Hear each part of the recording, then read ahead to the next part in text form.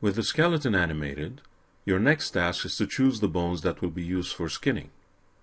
Remember that some bones, such as end bones or nubs, as well as bones used to blend FK and IK, are not required for the skinning process.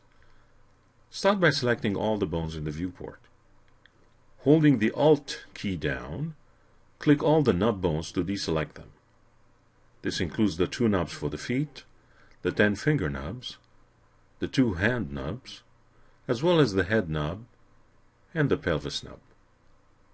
Next, press H to open the Select from Scene dialog. In the Select menu, make sure the Select Children option is disabled. Locate the FK and IK chains. The ones for the right side of the skeleton are easy to find at the very bottom of the dialog. Hold Ctrl down and deselect the FK and IK chains. Now locate the left side FK-IK chains. They should be halfway down the list. Deselect them as well and click OK to exit the dialog. Now you have the bones you need to affect the skinning modifier. To make that selection easier, create a selection set of the selected bones. Name it Skin Bones and press Enter. Click anywhere in the viewport to deselect the bones. Selecting them again is easier now that you have a selection set for that purpose.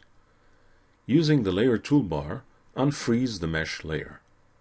Select the zombie mesh and press Alt-X to disable X-ray mode. You're ready to start skinning. With the mesh selected, apply a Skin Modifier.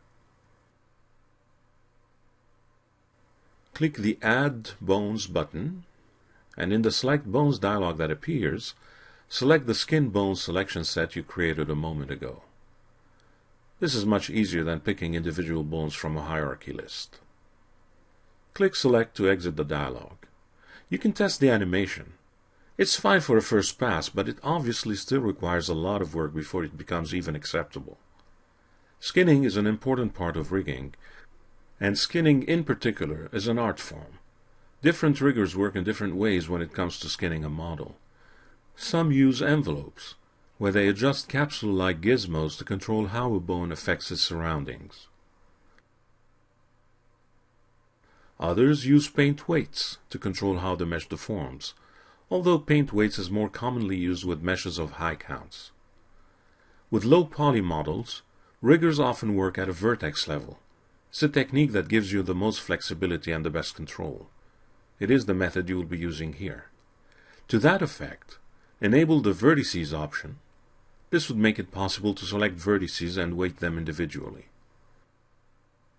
Also, and because you won't be using envelopes, expand the display rollout and enable Show No Envelopes.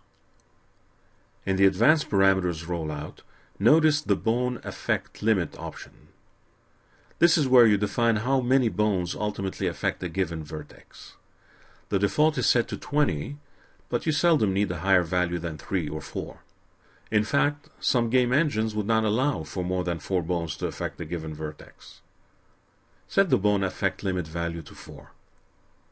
As for the rest of the options in the Skin Modifier, you'll explore the ones you need as you go along. You will start from the bottom up, starting with the left toe and moving up the left foot and ultimately the rest of the leg. Zoom in on the left foot. If you are in Edit Envelope mode, you can disable it now.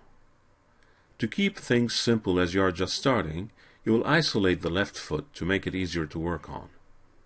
Go down the stack to Editable Poly Element level and select the left foot. If Soft Selection mode is enabled, disable it now. In the Edit Geometry rollout, click Hide Unselected.